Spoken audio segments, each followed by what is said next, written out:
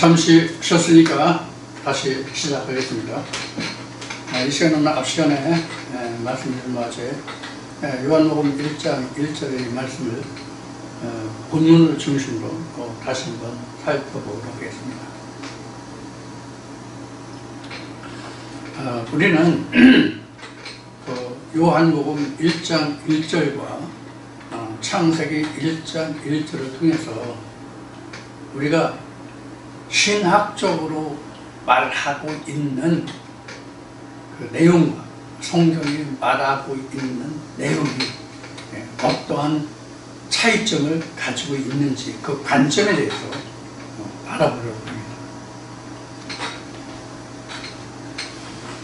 합니다. 지금 요한복음 1장 1절을 세 문단으로 잘라가지고 영어 버전을 여기다 옮겨 써놨어요. 옮겨 써놨는데 우리가 요한복음 1장 1절 우리가 말씀으로 번역된 한글로 번역된 말씀으로 보면 우리가 얼른 캐치하기가 조금 어려워요.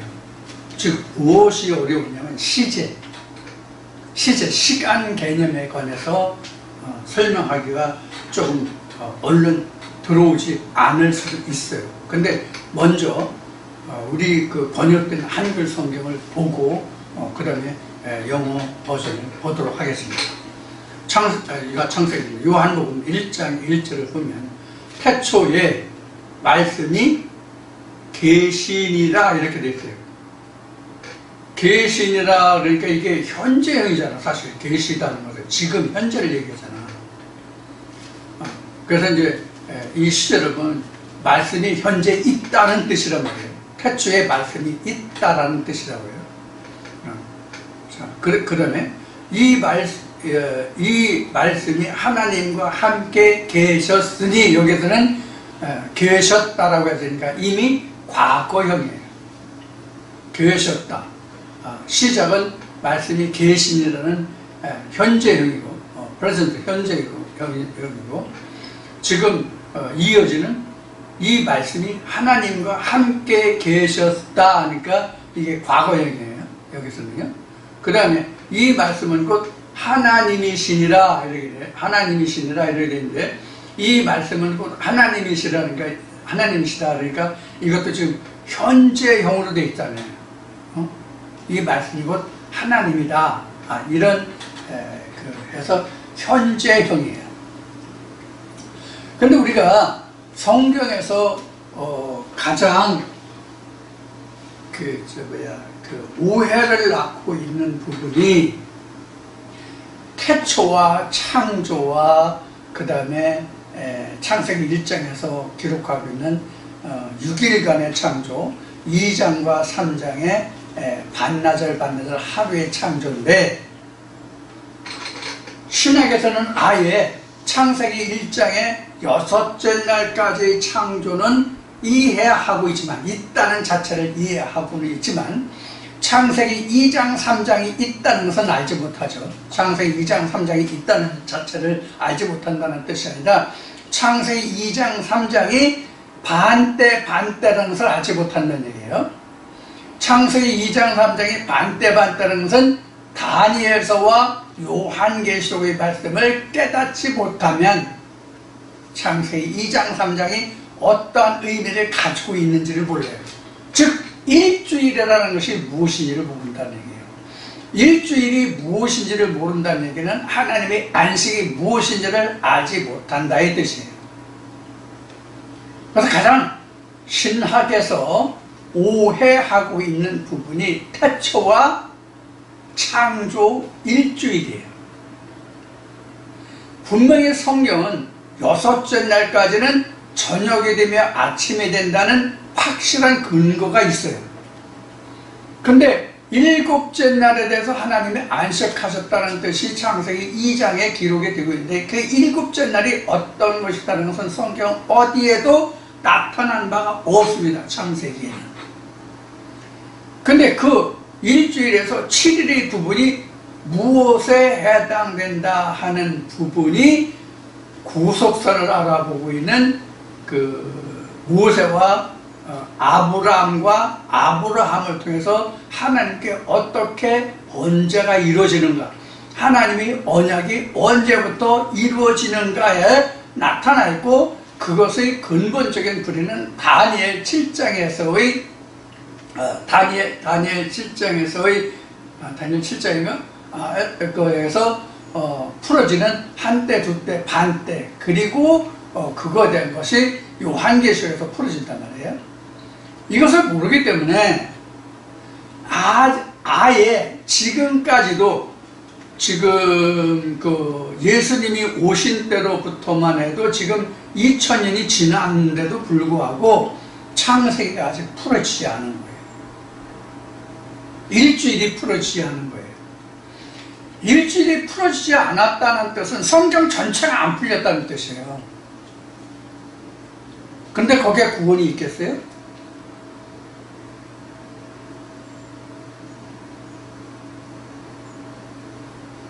여러분들 이런 생각을 해보셨나요? 그래서 우리는 태초라는 말이 성경에는 가장 그 근본적인 단어가 되는데, 이 태초라는 말의 가장 확실하고도 분명하게 우리가 알아야 하고, 또 그 부분에서 언급하고 있는 부분이 창세기 1장 1절과 요한복음 1장 1절이에요. 이미 창세기 때에도, 요한복음 공부할 때도 말씀을 드렸던 바와 같이 창세기 1장 1절이 먼저냐, 요한복음 1장 1절이 먼저냐는 그러한 그 언지를 제가 한 바가 있죠. 기억하시는 분이 있는지 모르겠는데, 창세기 1장 1절이요, 요한복음 1장 1절이 없으면 창세기 1장 1절이 기록이 될 수가 없어요. 그러면 근본적으로 창세기는 구약이고 요한복음은 신약이에요.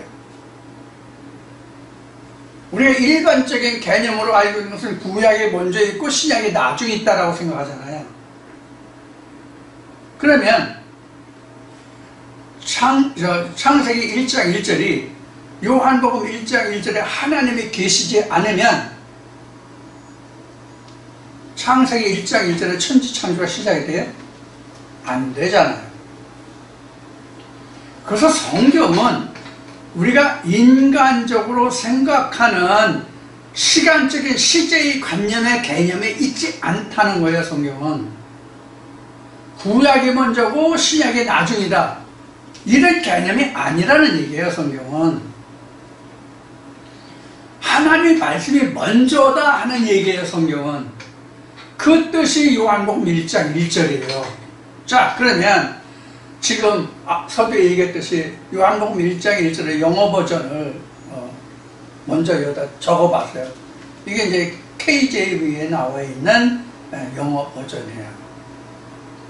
KJV가 그래도 가장 하나님의 말씀에 그 성충실히 기록되어 있고 말씀이 잘 담아져 있어요. 그 성경이 지금 제가 보고 있는 국한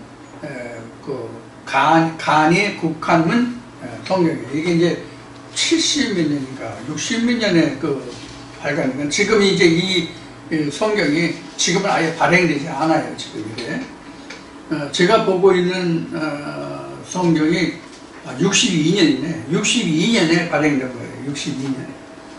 62년에 발행돼 가지고 최초 발행돼 가지고 지금 제가 이게 보고 있는 게 80년에 발간된 성경을 지금 보고 있는 거예요. 그러니까 80년이면 지금 80년에 발간된 거니까 지금 따지면은 25년이잖아요. 그러니까 45년이 된 성경이에요. 지금 제가 보고 있는 성경이에요.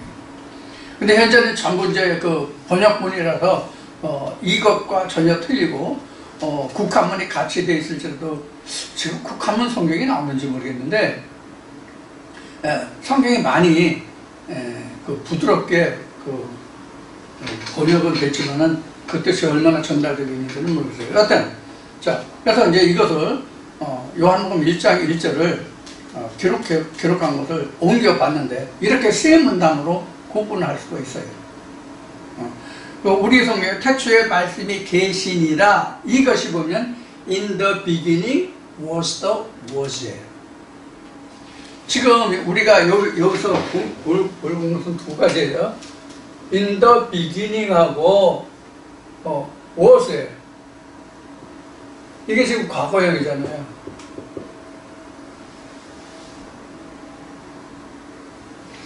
여기 우리가 태초라고 하는 부분이 in the beginning. 창세기 1장 1절도 태초라는 말이 in the beginning이에요. in the beginning이에요. in the beginning이라는 얘기는 이 beginning에서 의미하는 바가 어떤 일이 시작으로 들어갈 때예요. in the니까. 시작으로 들어갈 때. 그럼 어떤 시작이냐는 거예요. 어떤 시작이냐는 거예요. 내가 하나님을 알고자 해서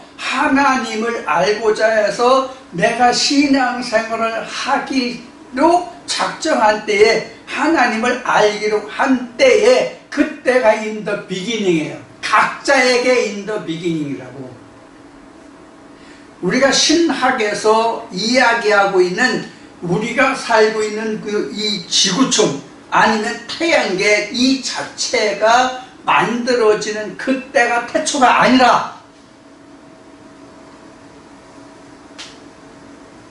태초라는 얘기는 내가 하나님을 알기로 시작한 그때에, 그때 그 시작이, 그러니까 시작이죠. 시작. 우리로 얘기하면 내가 그 시작을 할 때, in the beginning 시작을 할 때 그게 태초잖아요. 처음 시작. 그때 이미 워즈가 있었다. 말씀이 있었다. 말씀이. 그렇잖아요. 성경 우리 있었잖아요. 그래서 세례요한이 뭐라고 그랬어요? 그가 내 뒤에 오시는 이지만, 그는 이미 있었다라고 해야 되잖아. 그런 뜻이 된다고.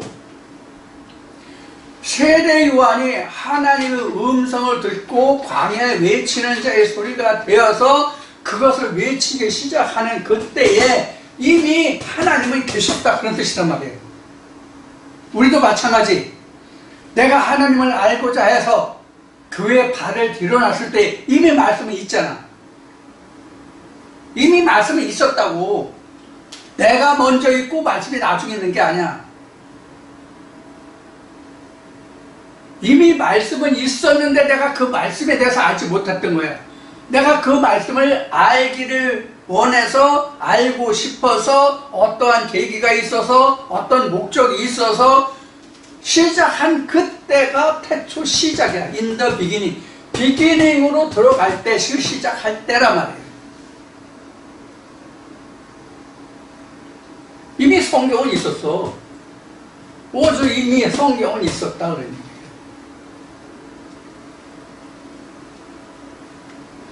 누구든지 간에 성경에 우리가 가장 최초의 사람이라고는 아담이 있을 때 그때라 할지라도 이게 똑같이 적용을 하려고. in the beginning. 워즈가 먼저 있었어. 하나님의 말씀이 먼저 있었어. 근데 우리가 보는 요한복음 1장 1절에는 태초의 말씀이 계신이라서 현재형이야. 현재형인데 영어 버전은 이미 말씀이 있었다야. 이미. 내가 하나님을 알고자 했는데 이미 하나님이 계셨더라, 이런 얘기거든요. 우리말로 직역해서 번역하면, 내가 교회에 다녀서 하나님을 알고자 해서 교회에 나가는데 이미 하나님은 계셨더라, 그런 뜻이란 말이에요. 말씀은 계셨더라, 그런 뜻이란 말이에요. 이거 창세기 때도 우리가 공부했어요, 시제에 대해서. 그 다음에 그 다음 부분이, 이 말씀이, 워즈가 말씀이, 이게 우리가 학교 다닐 때는, 영어 중학교 다닐 때는 이거를 우리가 이 워즈라는 것을 단어, 어떤 한 말, 국어, 산수, 자연, 사회, 도덕, 과학, 뭐 이런 것이 어떤 한 단어를 우리가 워즈라고 생각하는데, 성경에서 말하는 워즈는 말씀 성경을 얘기하는 거예요.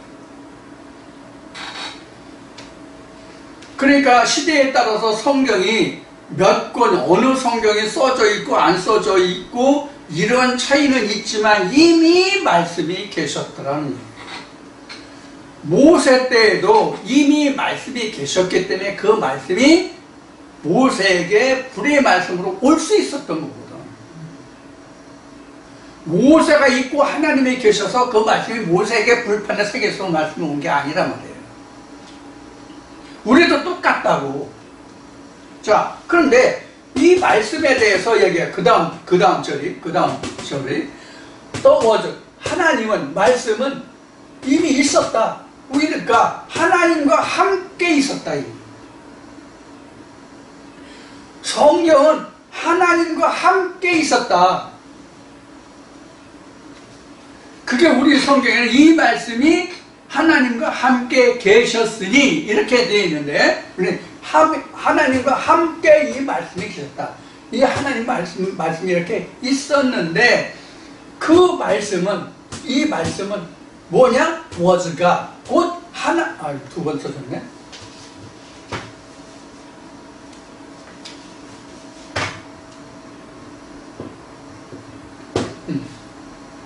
이런 뜻이란 말이에요. 어? 또 무엇일까? 그런데 이미 있었다. 이 말씀은 곧 하나님이었다. 이런 뜻이란 말이에요. 지금 영어 공부를 하자는 뜻이 아니에요. 영어 공부를 하자는 것이 아니라 이미 하나님은 나보다 선재해 있다는 얘기예요. 나보다 이미 먼저 있었다는 얘기예요. 지금 그래서 전부 다 지금 무엇으로 되어 있잖아. 현재형인 is가 아니라고. am, is, are가 아니에요. was라고.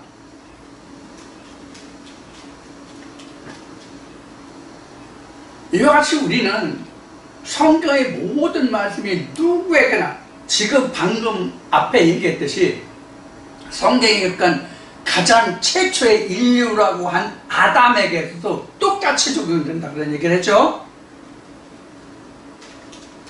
그래서 아담이라는 얘기는 이미 창세기 공부할 때 수차례 귀가 딱지 앉을 정도로 언급했듯이 아담은 각 사람의 대표예요. 그 한 사람을 얘기하는 게 아니에요. 다만 이런 것은 있을 수 있겠죠. 어떤 것이 있을 수 있는가 하면, 성경에 기록한 창세기라고 하는 그때의 지구촌의 사람의 수와 지금 현재의 사람의 수가 같았는가 틀린가, 더 많았을까 적었을까, 이런 차이는 있겠죠. 그리고 그 시대가 어느 정도로 발전했을까 아니면 미개했을까, 그런 차이도 있겠죠. 우리가 일반적인 생각으로는 옛날에는 오늘날과 같은 자연과학이 없었고 현재는 과학이 발달해서 우리가 인간이 살 수 있는 최대의 문명의 이기의 혜택을 누리고 산다고 생각하지만, 성경 말씀에 보면은 이미 지금 있는 것이 이미 옛날에 예전에 다 있었다라고 성경은 기록하고 있죠. 그러니까 어느 때 어느 시대에 무엇이 있었는지 없었는지 우리가 지금 다 알지 못할 뿐이에요. 자연과학자들도 말하기를 어떻게 말하느냐 하면, 이 지구촌이 빙하기가 있어서 이것이 몇 번 인류가 반복됐다고 얘기해요. 그러면 이렇게 반복되는 시기에 언제 어떠한 문명 과학이 이루어졌을지 우리가 알아요? 모른다고.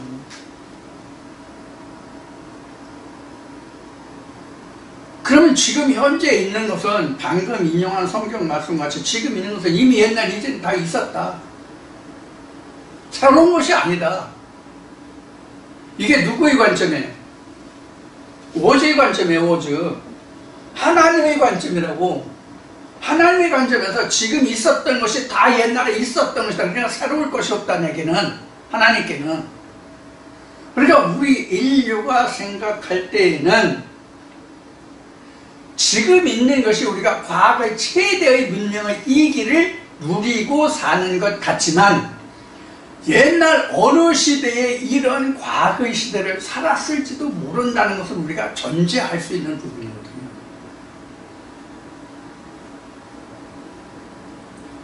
자, 그러면 여기서 우리가 생각할 게 있어요. 뭘 생각하냐면 구원의 문제, 구속에 관해서 그 말씀이 연속되고 있다고 앞 시간에 얘기했죠. 그럼 구속사적인 말씀에서 보면, 구속사적인 말씀을 보면 그 마태복음 11장을 한번 찾아보겠습니다. 어떤 말씀을 찾고자 하냐면 마태복음 11장 11절 말씀부터 보겠습니다. 마태복음 11장 11절 말씀부터 보겠습니다. 내가 진실로 너에게 말하노니 여자가 낳은 자 중에 세례 요한보다 큰 이가 일어남이 없도다. 그러나 천국에서는 극히 작은 자라도 저보다 크니라. 세례 요한의 때부터 지금까지 천국은 침노를 당하니 침노하는 자는 빼앗느니라. 모든 선지자와 및 율법의 예언한 것이 요한까지니 만일 너희가 즐겨 받을진대 오리라 한 엘리야가 곧 이 사람이니라. 이렇게 기록하고 있죠. 자, 이 말씀에서 무엇을 이야기하고자 하냐면 구속사적인 의미에서 말씀드린다고 앞에 얘기했어요. 구속사적인 의미에서 보면은 세례 요한이라는 자가 뭐냐고요. 세례 요한이 이런 얘기를 했죠. 나는 새하고 그는 흥하야 하리라. 내 뒤에 오는 이는 능력이 커서 나는 그 신들 맺어도 감당치 못하리라. 나는 물로 세례를 주거니와 내 뒤에 오시는 이는 불로 세례를 준다. 이런 그 말들을 했죠. 세례 요한이. 그럼 세례 요한은 누구를 말하는 거예요? 말라기 선지자가 얘기한 하나님이 두렵고 두려운 날이 이르기 전에 내가 너희 앞에 내 종 엘리야를 보내주겠다는 말씀의 성취가 말이에요. 그래서 엘리야가 오고 그 다음에 예수가 오고 이게 바로 말라기 선지자를 통해서 하나님의 예언하신 말씀의 성취잖아요. 이게 아브라함, 이삭, 야곱으로 보면 무엇과 같은 거냐 하면은 이 엘리야가 무엇과 같은 거냐면 아브라함에게 언약 이름이 즉 이삭이 온 것과 같아요. 이 말씀이 무엇인지 여러분 잘 들으셔야 돼요. 그러니까 이렇게 아브라함에게 이삭이 있을 수 있었던 즉 하나님의 언약의 말씀이 성취될 수 있었던 것은 지금 하나님의 말씀이 이미 선제했기 때문에 하나님 먼저 계시기 때문에 가능하다는 얘기를 하는 거예요. 그럼 하나님 말씀이 먼저 선제해 있다는 뜻은 무엇이냐면 하나님이 우리에게 주시고자 하는 언약이 약속이 있을지라도 그 언약과 약속을 내가 받지 못하면 다 과거 지난 것이 되고 없는 것이 되지 현재 내 것이 되지 않는단 말이에요. 그래서 앞 시간에 은혜를 얘기했는데 은혜는 지금 내게 있는 것이고 하나님은 과거에 있는 하나님은 워소의 하나님은 내게 은혜가 아니에요. 지금 있는 하나님이 내게 은혜예요. 이게 시제를 살펴보는 데 의미가 있는 거예요.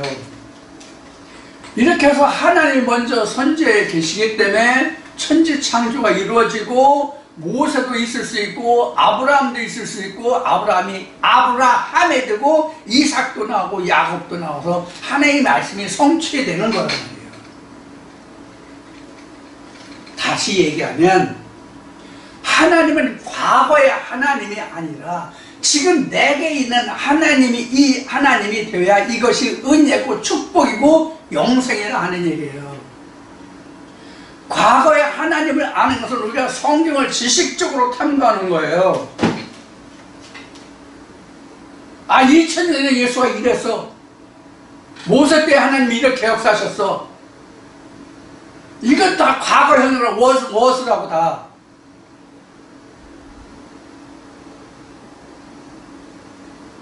이것을 우리는 현재 무엇을 만들려면 이렇게 만들어야 된다고. 현재로 만들어야 된다는 얘기, 현재로. 그래서 이게 은혜라고. 과거에 있었던 것을 이미 말씀드렸듯이 과거에 있었던 것을 지금 거로 만드는, 지금 나의 것으로. 그래서 이게 현재는 말도 되지만 우리가 다른 말로 얘기하면 이것을 뭐라고 해요? 선물이라고 얘기하잖아요.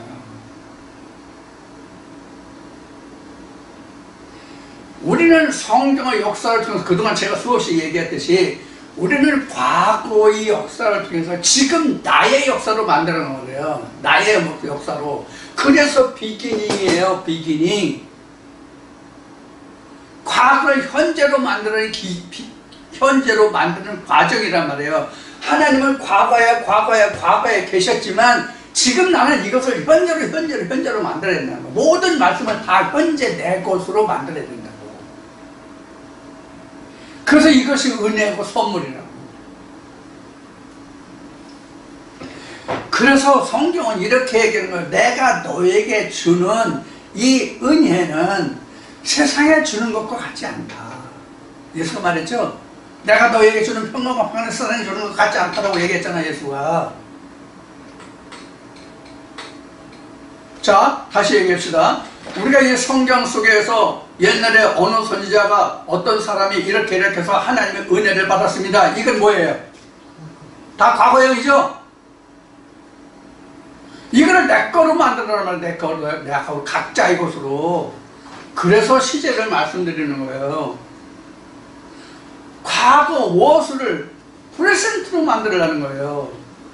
그것을 제가 여러분들께 말씀드리는 거라고.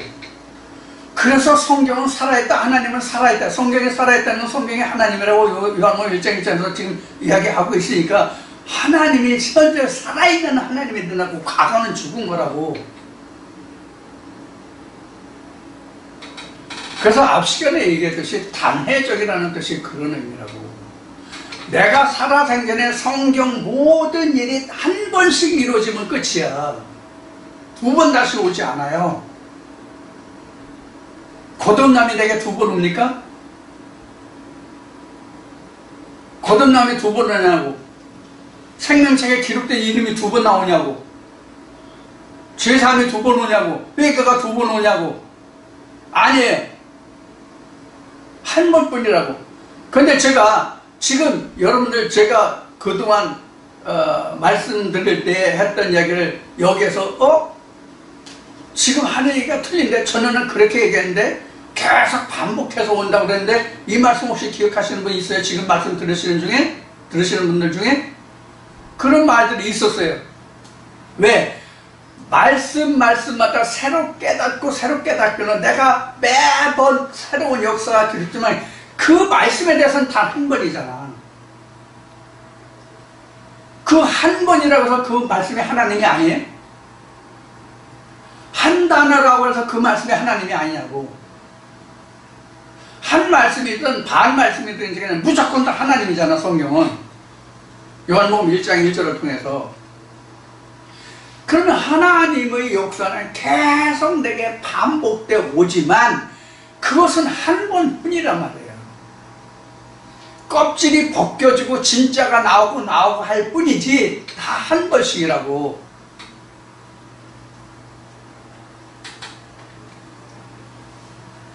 지금 저 드린 말씀이 무엇인지 여러분들 충분히 이해하셨으면 좋겠어요.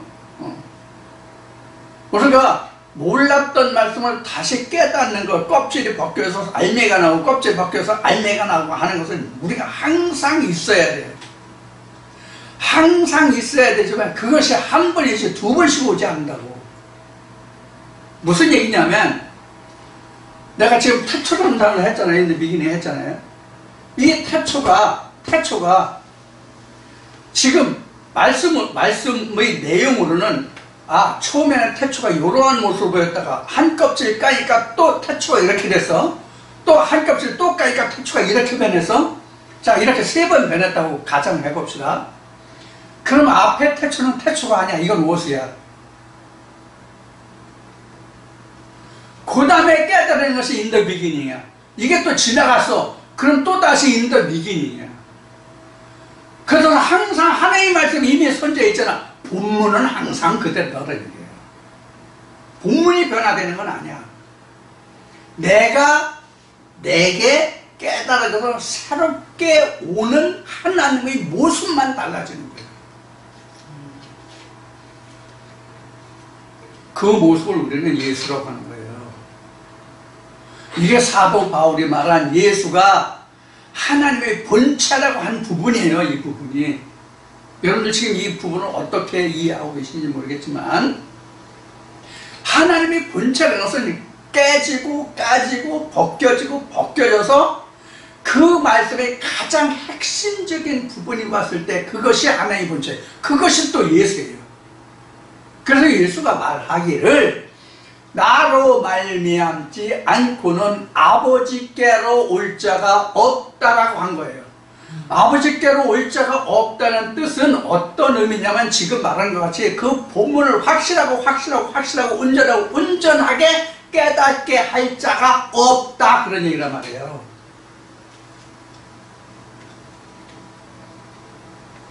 그런 말씀이 더욱더 온전해지잖아요. 이 온전한 말씀과 말씀이 이어지면 요한계시록 10장에 있는 작은 책이 되고 그 책이 생명책과 비교해서 생명책에 기록된 자만이 구원을 얻는다, 이렇게 된 거란 말이에요.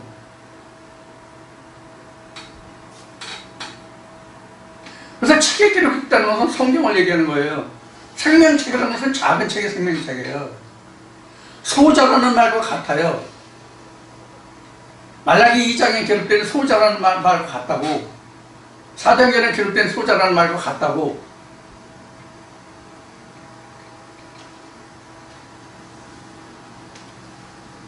우리가 이와 같이 성경의 그 핵심 부분을 제대로 온전히 듣지 못하게 있기 때문에 앞서 내가 얘기했듯이 우리가 성경을 어렵다라고 하는 분들이 너무 많단 말이에요. 당신이 말하는 것을 알아듣기가 힘들다. 왜 도대체 그렇게 설명해야 되고 그렇게 알아야 되느냐라고 반문하는 사람들이 많단 말이에요. 자, 그럼 여기서 한 가지 예를 들어서 설명드릴게요. 어떤 원광석에 금도 있고 은도 있고 동도 있고 철도 있고 여러 가지 광물이 섞여 있어. 그러면 금은 금대로, 은은 은대로, 동은 동대로, 철은 철대로 각자 용용되는 온도가 달라요. 즉 녹아내리는 온도가 다르다고. 그래서 원석을 부숴서 금을 빼내는 온도가 있고 은을 빼내는 온도가 있고 동을 빼내는 온도가 있고 철을 빼는 온도가 있단 말이에요.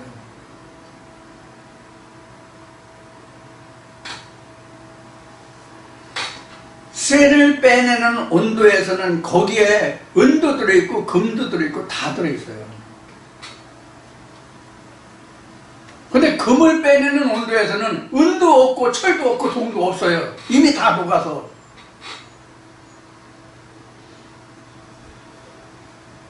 그럼 원석이 뭐예요? 원석이 뭐냐고요? 성경이 원석이란 말이에요. 성경이 원석이에요. 그럼 이걸 앞에 껍질이 벗겨지고 세부 벗겨졌다는 예를 들었잖아요. 바로 그런 의미예요. 내가 처음 벗겨내고 그 다음 벗겨내고 그 다음 벗겨내고 그 맨 먼저는 뭐 철을 빼내고 그 다음에 동을 빼내고 그 다음에 은을 빼내고 그 다음에 금을 빼내고 이런 식이란 말이에요. 그거를 벗겨졌다 깨달았다 라고 얘기하는 거란 말이에요. 그럼 원석이 그럼 변합니까? 세상에 그 원석은 금을 빼고 은을 빼고 동을 빼고 철을 빼면 원석의 탄산이 다 부서지죠? 그러나 성경의 원석은 절대로 변화가 되지 않고 더욱더 굳건해진다는 의미가 있어요. 성경은 그것이 달라요. 하나님 나라가 온전해진다는 얘기예요. 성경을 완전히 껍질 벗겨서 온전한 것이 오면 그 말씀은 더욱더 굳건히 세워진다는 얘기예요. 이것이 반석 위에 세우는 집이라는 뜻이에요.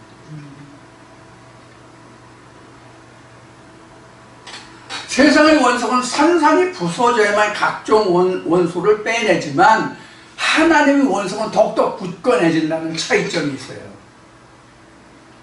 그러면 여기서 우리가 생각해 볼 것이 있어요. 무엇을 한 거냐면 신학에서는 말씀을 자세히 풀으려고만 그렇게 성경에 기록되는 내가 성경의 말씀을 잘못 풀고 하다가 내가 같이 멸망할까 이런 얘기를 한다고. 그럼 성경은 뭐라고 설명하고 있어요? 성경은 어떻게 설명하고 있냐고요? 나를 모르기를 원치 않는다고 성경은 기록하고 있잖아요. 나를 알지 못하기를 원치 않는다고 성경은 기록하고 있잖아요. 그러니까 이 말을 다시 하면 하나님이 인간들에게 알려지기를 원한다는 뜻이잖아요. 그럼 어떻게 돼요? 분해해야 돼요. 성경을 해석해야 돼요. 그럼 왜 그렇게 해석하느냐 저렇게 해석하느냐 네가 뭐냐 이런 식으로 얘기한단 말이에요. 그래서 앞 시간에 얘기했듯이 그런 의미에서 욕을 먹는 것이 바로 신천지잖아요. 현재 개신교 어떤 교단의 교리가 이만희 신천지 교리만큼 따라갈 만한 교리가 없어요. 그 교리가 옳다는 것이 아니라 틀린 것이 천지태산이지만 가장 근본적인 게 지금 요한복음 11장에서 모든 율법과 선지자가 요한까지라는 말이 있잖아요. 이것을 모르기 때문에 천국은 침나는 자는 빼앗느니라니까 요 세례 요한 때부터 천국이 망가진다라고 설명하거든. 신천지에서는 천국이 망가진다는 뜻이 아니라 모든 율법이 요한 때까지 끝나고 거기서부터 예수 그리스도가 시작된다는 뜻이란 말이에요. 즉 가나안이 천국이 시작된다는 뜻이란 말이에요. 아브라함으로 말하면 이삭이 태어났다는 얘기와 같아요. 그래서 나는 새하고 그는 흥하고잖아요. 세례요한이 새하면 천국이 온다고, 예수 그리스도의 시대가 온다고.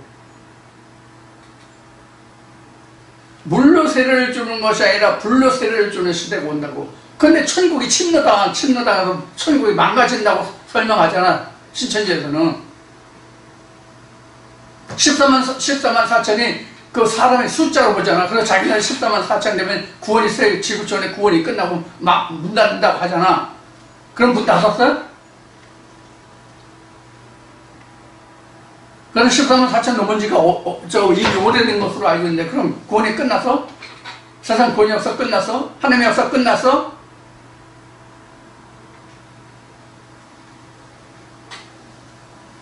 우리가 성경에 기록한 대로 진짜 무식하면 용감하다는 세상 말이 있죠.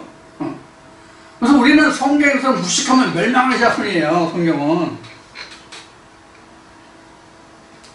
그래서 방금 전에도 말씀을 인용했듯이 유일하신 참 하나님과 그의 보내시는 아는 것이 영생이라고 그랬잖아요. 구원이잖아요.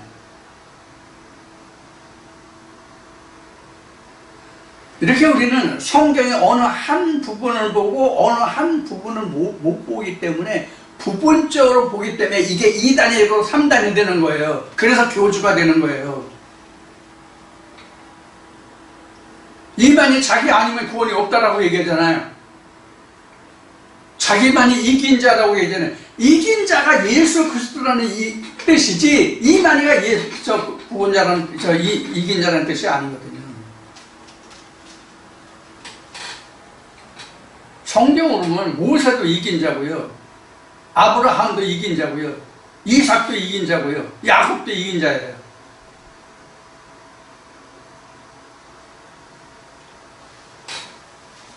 모든 사도들이 구약의 선지자들이 다 이긴 자예요. 14만 4천도 어느 한 단체의 수를 이야기한 게 아니에요. 그럼 구원의 수가, 하나님의 구원의 수가 14만 4천으로 딱 묶여있다는 뜻이 되잖아요. 이런 개 같은 경우가 어디 있어요? 그럼 나는 아무리 하나님을 잘 믿었다 할지라도 14만 4천 밖에 있는 숫자가 14만 4천 1번이야. 그럼 난 구원에 해당되지 않아요? 그럼 이런 말씀은 어떻게 해석할 거예요? 자기 죄와 자기 의로 멸망을 당하고 구원 얻는다. 이 말씀은 어떻게 할 거냐고. 그래도 너 14만 4천에 끼지 못했으니까 너는 멸망이야 이럴 거예요? 너는 신천지인 분이가 아니니까 내 교리에 들어오지 않으니까 너는 구원이 아니야 이럴 거예요? 그래서 오늘 주제가 사실은 구원이 교황에 있느냐, 교주에게 있느냐, 목사에게 있느냐 이렇게 하고 싶은데 뭐라고 했다? 성령의 권위라고 했다. 사람은 아무것도 안 해요. 너와 내가 똑같은 자예요. 말씀의 권위만, 성경의 권위만 틀린 거예요. 그래서 성경의 권위가 틀리다 보니까 다른 성경에서도 뭐 이 성경 저 성경에서 어떤 성경은 권위가 1번이고 어떤 성경은 권위가 2번이고 그런 뜻이 아니에요. 어떤 교단에서 어떤 교리로 보느냐 하는 성경을 말하고 있는 거예요. 교리로 보는 성경은 구원이 없다. 100% 없다. 구원은 오직 하나님과 성경에 있다. 그 하나님은 성경이니까, 성경은 곧 하나님이니까. 요한복음 1장 1절에 기록한 말씀과 같이.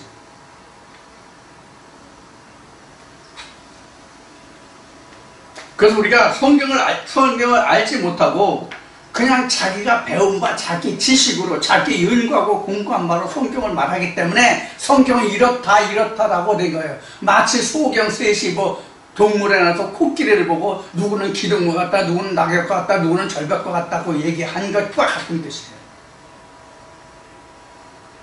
성경은 자기 보는 견지로 설명될 수 있는 것이 성경이 아니에요.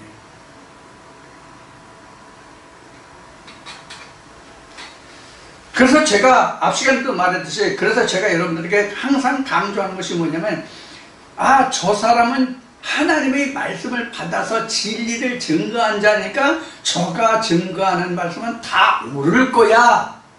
그렇게 생각하지 말라고 한 거잖아요. 실제로 여러분들도 내가 먹어본 것을 여러분들에게 말하는 거니까 여러분들도 실제로 먹어보고 그렇게 되는지 여러분들도 떡반죽을 해보라고 항상 얘기하는 게 그거란 말이에요. 내가 사람이지 신이 아니잖아요.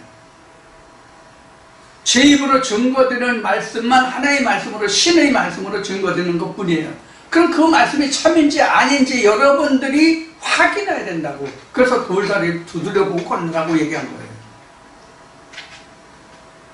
이건 책임 회피가 아니에요.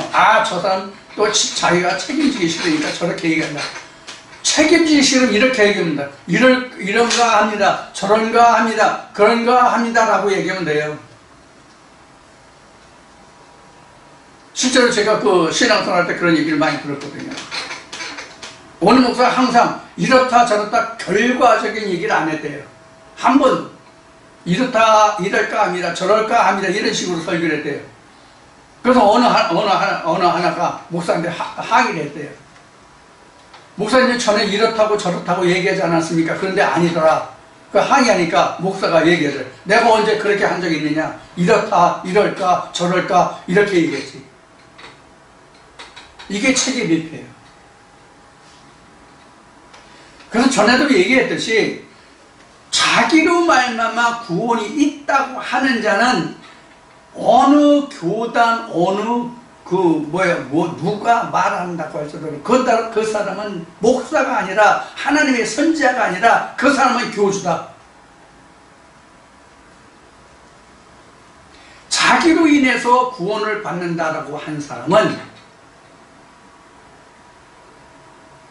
자기를 불신하면, 자기를 욕하면 저주받는다고 하는 사람은 모두가 다 교주예요.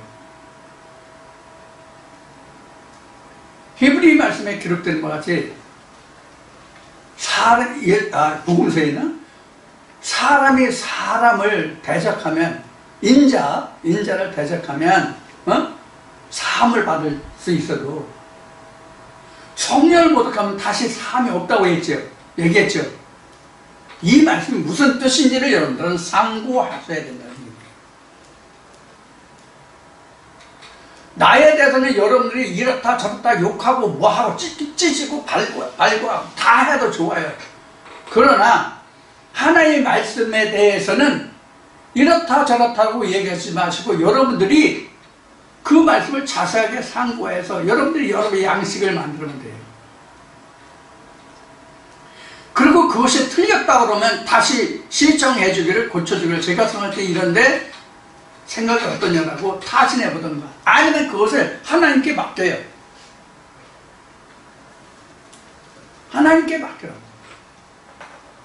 성경에 기록된 대로 내가 원수 받기를 기뻐하고 즐겨하지 말고 원수 갚는 일은 내 몫이니 내 한테 맡겨라 말씀 것 같이. 근데 오늘날 교회의 그 많은 목사들이 어떻게 이야기합니까? 마치 자기를 떠나면, 자기 교회를 떠나면 저주받을 것 같이 그렇게 저주하고 욕하는 사람들 많잖아요. 이게 성경에 위배된다는 얘기예요. 그래서 목사나 교황이나 교주나 다 인간이에요. 교황이 구원하는 것도 아니고 목사가 구원하는 것도 아니고 교주가 구원하는 게 아니에요. 오로지 성경만 구원이 있는 거예요. 오늘 2시간 동안 여러분들과 이것을 지금 여러분들에게 말씀드리고 있는 거예요. 이것이 구속이에요. 이것이 구속사라고, 이게 구원이라고. 무엇이 나를 구원시키느냐, 이것을 아는 것이 구속사라고, 구속이라고. 이게 복음이라고. 아무리 사람의 귀에 감언이설로 아름다운 말이 내게 들려올지라도 그것이 성경이 아니면, 성경적이 아니면 사람으로는 세상 나가서 살아가는데 대인관계에서는 내가 유리하고 어떤 대인관계에서 우위를 차지하고 대인관계에서 성공하고 사회적인 어떤 지위를 차지하는데 성공하고 그럴 수 있을지는 몰라도 그것은 적어도 최소한 구원은 아니다. 그래서 성경은 예수가 이렇게 얘기한 거예요. 여자가 낳은 자 중에, 지금 요한복음 11장에서 했죠? 여자가 낳은, 마태복음 11장에서요. 여자가 낳은 자 중에 세례 요한보다 큰 자가 없다. 그러나 천국에서는 지극히 작은 자도 저보다 크다. 이게 무슨 뜻인지 우리가 알아야 돼요. 여기서 여기 마태복음 11장에서 세례 요한을 향해서 예수가 여자가 낳은 자 중에, 이 여자는 창세기 2장 3장에서 말하는 언약을 얘기하는 여자가 아니에요. 생리적인 성별적인 여자예요. 그런 여자 중에, 즉 사람으로서 나음을 받은 자 중에서는 가장 그가 크다 하지만 천국에서는 가장 작은 자도 저보다 크다. 즉 얘기는 뭐냐면 육신으로 난 자는 아무리 그가 크다 함을 받을지라도 천국에 가서는 가장 작은 자보다 작은 자다는 얘기예요. 교황이, 목사가, 교주가 아무리 그가 크다 할지라도 천국에 가서는, 즉 이삭의 세계, 즉 야곱의 죄권을 떠난 자의 세계, 그 세계에 가서는 그 자는 지극히 적은 자다 그런 얘기예요. 지극히 적은 자라는 얘기는 결국 뭘 얘기하는 거예요, 그러면? 누가복음 16장으로 얘기하면 부자와 거지, 나사로의 관계와 같다는 뜻이에요.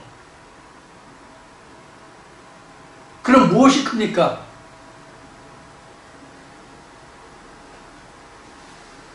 하나님이 참 생명의 말씀 한 말씀이 사람보다 크다는 얘기예요.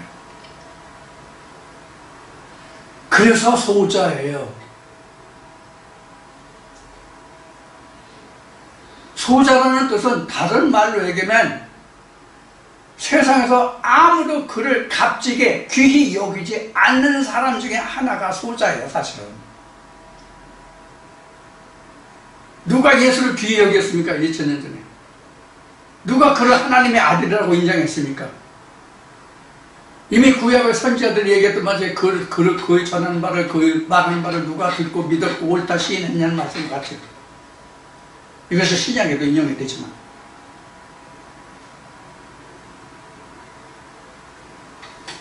그러니까 한 말씀이에요. 그래서 성경에 이런 말씀이 있는 거예요. 우리가 구원이라고 하는 것은 은혜라는 것은 말씀이 깨닫는 날부터 구원이 은혜가 시작된다.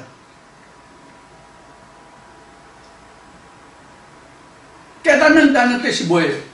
껍질이 벗겨졌다는 얘기예요. 껍질이 벗겨졌다는 얘기라고.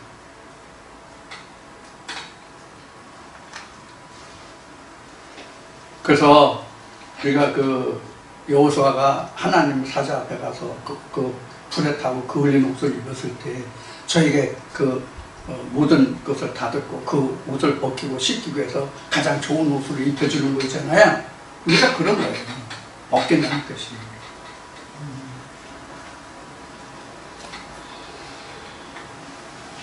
율법은 사람이 하는 행위로는 아무리 보기 좋고 아름다울지라도 그거는 하나님이 입혀주신 옷이야. 의의 옷이 아니라고. 캐톤이 아니라고.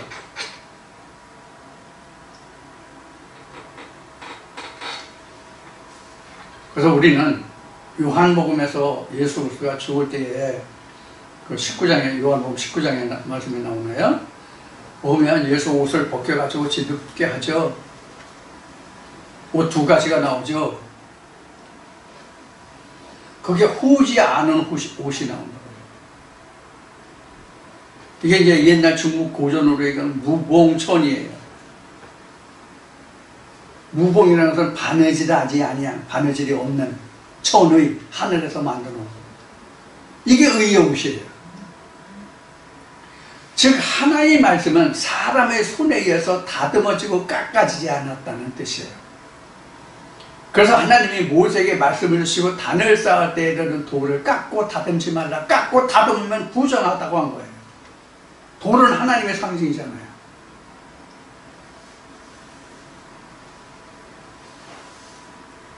지금 여러분들과 함께 나눈 이 말씀이 여러분들 귀에는 어떻게 들려질지 모르겠어요. 이 말씀을 통해서 여러분들은 또 여러분 속에 가지고 있는 그 말씀을 어떻게 깎고 다듬고 승화시켜서 요한복음 1장 1절의 말씀과 같이 무엇을 현재 프레젠트로 바꿀 수 있는 말씀이 될지 모르겠어요. 왜? 역사되는 것은 각자 심령마다 다 다르니까. 내가 역사되는 것이 저에게도, 저에게 역사되는 것이 그에게도 똑같이 일어나는 것은 아니거든.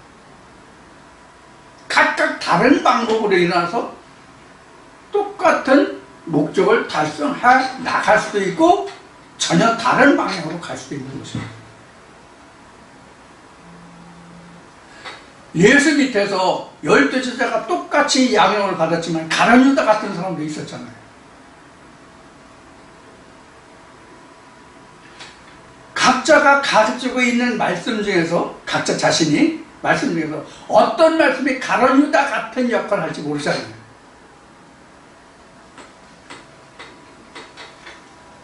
이런 수많은 면면들까지 우리는 다 살펴보면서 우리가 말씀을 상고해 가야 돼요. 어떤 때는 제가 말씀드릴 때 말씀이 어려운 것은 아니다, 쉬운 것이다, 또 어떤 때는 어렵다, 뭐 이런 여러 가지 방법으로 말씀을 드리는데 왜 그렇게 제가 설명을 드리냐면 생각하기에 따라서 자기가 어떤 그 감정을 가지고 있느냐에 따라서 어떻게 받아들여지는가에 따라서 그게 달라진다는 의미로 말씀을 드리는 거예요.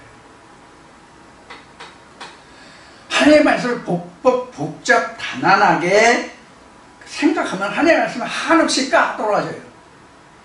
아, 전에는 이렇게 들었는데 이렇게 알고 있었는데 저렇게 알고 있었는데 왜 저렇게 얘기하지 그렇게 얘기하지 이렇게 꼭 이렇게 해야 되나 이렇게 복잡 단안하게 생각하면 굉장히 어려워요.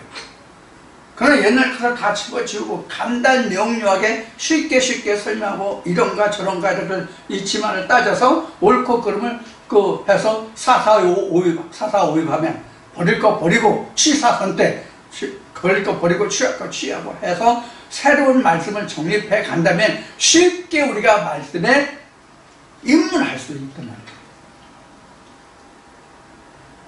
그러니까 그건 각자의 성향이에요. 이게. 어려워질 수도 있고 쉬워질 수도 있고 과거와 지금을 자꾸 믹스해서 생각하면 더 어려워져서 그냥 나가자 빠질 수도 있는 거고요. 일단 지난날은 차치하고 지금 듣는 말씀을 내가 집중해서 그냥 지금 얘기한 대로 분별하고 취사선택해서 하면은 쉽게 갈 수 있는 거예요.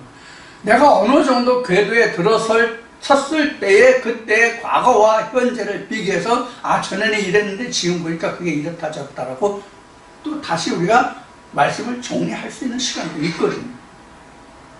날이 가면 시간이 가면 말씀의 깊이와 정도가 깊어지면 그렇게 잘 돼요. 내가 하려고 하지 않아도. 이렇게 해서 우리가 신앙생활을 하는 데 있어서 앞으로 우리가 얼마나 더 신앙생활을 하다 이 세상을 뛸지 모르지만 즉 하나님께로 갈지 아니면 실패할지 모르지만 우리가 내가 사는 날까지는 이러한 일을 반복함으로써 내가 하나님 안에 더 깊이 들어갈 수 있는 은혜에 내가 항상 도전해야 한단 말이에요. 성경은 오늘 시작해서 뭐 내일 끝나 뭐 세상의 항목 앞에 얘기했듯이 6년 한다 3년 한다 뭐 한다 하면 그 과정이 끝나는 게 아니라는 거예요. 평생 가야 된다는 거예요. 평생 가야 하기 때문에 힘든 거예요. 성경에 기록된 말씀과 같이 우리가 말년이 되면 성경에 기록된 말씀을 인용하면 인자의 날에 믿는 자를 보겠느냐 그랬더니 인자의 날이라는 것은 우리가 구원의 때를 이야기하는 건데 구원의 때가 언제냐면 내가 둘째 사망 즉 죽을 때거든요. 그게 인자의 날이에요. 각자에게 인자의 날 내가 마지막 인자의 날은 누구든지 간에 젊어서 죽는다고 그러나 대체적으로 급작스러운 사고사 아니면 정상적인 죽음이라면 노년에 죽게 되잖아. 정상적인 되면 시대에 따라서 수명은 다르지만 노년에 죽게 되잖아. 노년에 되면 정신사상이 젊었을 때와 같지 않아요. 이 말씀을 듣는 세대가 다양할 텐데 저같이 80대가 되어보면 젊었을 때 생각과 지금 생각이 얼마나 차이가 많은지 본인의 스스로만 자각할 수 있을 거예요. 그래서 인자의 날에 믿는 자를 보겠냐라고 말씀하신 거예요. 그래서 우리가 젊었을 때에 그 세상의 말들 소년 이노 학난성이라는 말씀하지 젊은이는 쉽게 늙고 학문은 이루기 어렵다는 말씀. 성경도 마찬가지입니다. 내가 한 살보다 적을 때 더욱더 정진해서 하나님의 말씀에 바로 도움을 받을 수 있는 경주, 노력이 필요하다. 그래서 이 요한복음 1장 하나님의 그 권위에 대해서 말씀을 드렸는데 이 말씀의 권위에 대해서 성경의 권위에 대해서 하나님의 권위에 대해서 말씀을 드리는 것은 여러분들이 저를 의지하지 말라는 것이 사실은 진짜 하고 싶은 일이에요. 저를 의지하지 말라. 그럼 뭘 의지하라는 뜻이에요? 말씀을 의지하라는 얘기예요. 말씀을. 사람은 한때는 오고 한때는 가잖아요. 그러나 말씀은 영영 쓸새도록 있다고 했잖아요. 그러니까 말씀을 의지하시라. 그런 의미로 말씀드립니다. 하나님의 권위는 성경이지 목사나 또는 교주나 또는 교황에 있지 않다. 이것을 여러분들 꼭 명심하시고 오늘 2시간 동안 하는 말씀을 통해서 여러분들 신앙생활에 진정한 도움이 되는 그런 말씀이 되기를 원합니다. 자, 남은 더위 잘 이겨내시고 다음 주에 다시 봬요.